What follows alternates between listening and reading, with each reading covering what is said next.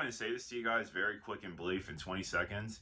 They are killing off old people. They are killing off our mothers. They are killing off our fathers. They are killing off our uncles. They are killing off our aunts. They are killing off our grandparents, okay? They are killing people that are 60 plus. They are killing our communities. We were there as workers covered the emergency room signs at Midcoast Medical Center in Trinity, Texas. The sight of medical workers leaving for the last time, signaling this is one of the latest rural hospitals to shut its doors. I think how sad it is. Marjorie Polvino runs the hospital board. It has a huge impact on the committee. We will lose lives. 400 people a month come here. In the East Texas piney woods, Midcoast was more than a building. It was a lifeline where babies were born and where the heart of Kathy Courtney's 90-year-old husband was restarted, saving his life. How many times have you used this facility recently? I'd say about 6 times in the last 14 months. They want people to die. Like, it's obvious. Think about it. You have 60-plus-year-olds. They got knee problems, they got hip problems, they got back problems.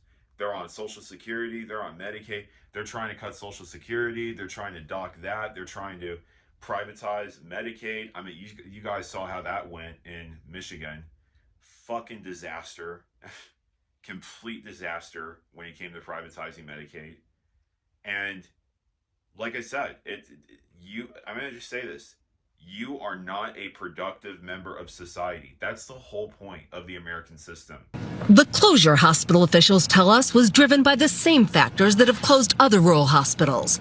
Low reimbursement rates from elderly patients' Medicare and Medicaid coverage, which made up most of the hospital's budget. Hospitals in urban areas get significantly more reimbursement from their patients who have private insurance, which tends to pay more. Republican proposed cuts to Medicaid could leave more than 8.5 million people uninsured and force even more rural hospitals to close. A new report finds almost 750 rural hospitals are at risk of closing. Oh, you should have more kids. You need to have more kids. You need to, have kids. It's like, motherfucker, are you serious? You're cutting hospitals, you're cutting Medicaid, you're cutting all these things. And you expect me to basically bear a child. You expect a woman to bear a child. Well, basically, you're cutting childcare. You're cutting after-school programs. You're cutting all these things. And, yeah, we're pro-life. It's just like, that's why I tell people, that's why I tell men and women, get your passport, get the fuck out of the United States. I'm not kidding. Like, your life exponentially when you go to Europe gets better. Because I'm sorry, like, this is what's happening. They're gonna cut 750 hospitals are at risk of closing. 750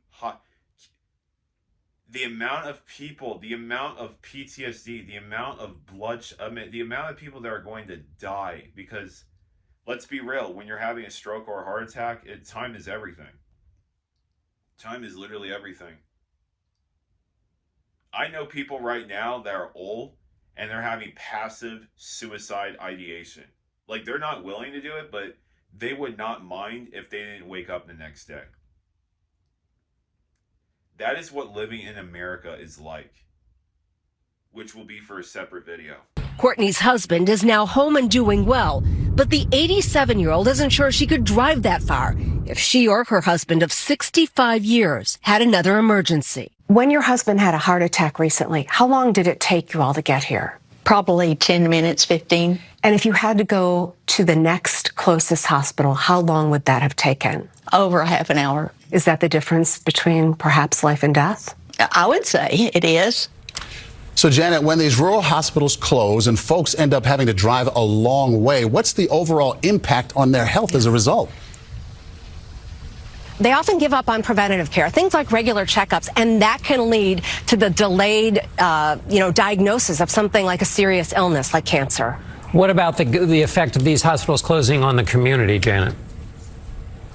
It is beyond the hospital. These hospital workers shopped in the stores, they ate in the restaurants. If they move to a new area for a new job, that affects the real estate market, the school district, property taxes. These rural hospitals are more than health care. They really are the heartbeat of the community. Okay, Janet Shamlin reporting tonight. Thank you. Hey, have kids, but yeah, let's close 750 hospitals. Hey, have kids, but yeah, let's make childbirth $40,000 and charge for skin-on-skin contact, which doesn't even exist in other parts of the world. Yeah, you need to have kids, but let's have a horrible fucking education system where it basically numbs down your child into stupidity to where they can't even fucking read or write when they graduate from high school. But yeah, keep having kids. Really, keep having fucking kids. It just...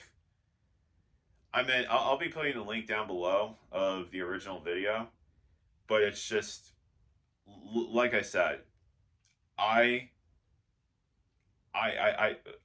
wow.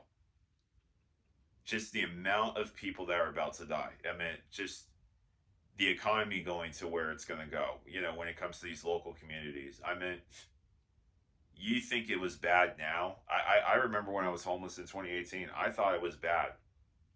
I thought shit was bad in 2018 or 2019. No, I never thought it could get this much worse. Never.